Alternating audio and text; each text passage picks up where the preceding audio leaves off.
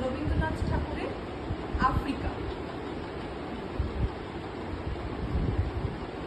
উদ্ভ্রান্ত সেই আদিম যুগে স্রষ্টা যখন নিজের প্রতি অসন্তোষে নতুন সৃষ্টিকে বারবার করছিলেন বিধ্বস্ত, তার সেই অধৈর্যে ঘন ঘন মাথা নাড়ার দিনে রুদ্র সমুদ্রের বাহু প্রাচী ধরিত্রীর বুক থেকে ছিনিয়ে নিয়ে গেল তোমাকে আফ্রিকা। বাঁধলি তোমাকে বনস্পতির নিবিড় পাহারায়, কৃপণ আলোর অন্তঃপুরে। সেখানে নিভৃত অবকাশে তুমি সংগ্রহ করছিলে দুর্গমের রহস্য, চিনছিলে জল স্থল আকাশের দুর্বোধ সংকেত।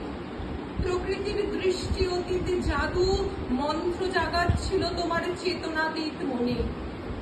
বিদ্রুপ করছিলে ভীষণ বিরূপের ছদ্মবেশে শঙ্কাকে চাচ্ছিলে হার মানাতে। আপনাকে উগ্র করে বিভীষিকার প্রচন্ড মহিমায় তাণ্ডবের দুন্দুবি নিনাদে। হায় ছায়াবৃতা, কালো ঘোমটার নিচে অপরিচিত ছিল তোমার মানব রূপ উপেক্ষার আবিল দৃষ্টিতে।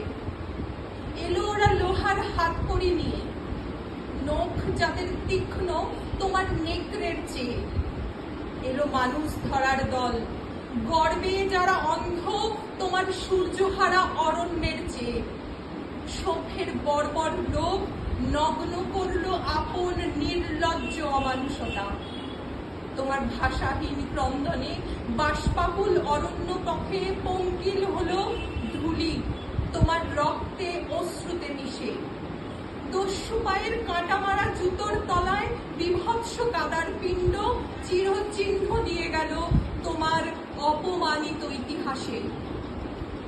সমুদ্র পারে সেই মুহূর্তেই তাদের পাড়ায় পাড়ায় মন্দিরে বাজছিল পূজার ঘণ্ট। সকালে সন্ধ্যায় দয়াময় দেবতার নামে শিশুরা খেলছিল মায়ের কোলে।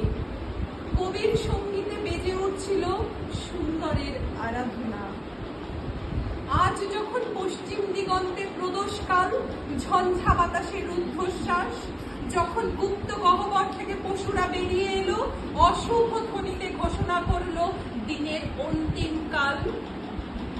এসো এসো যুগান্তের কবি, আসন্ন সন্ধ্যার শেষ রশ্মিপাতে দাঁড়াও ওই মানহারা মানবীর দ্বারে। বলো ক্ষমা করো। হিংস্র প্রলাপের মধ্যে সেই হোক তোমার সভ্যতার শেষ পুণ্যবাণী।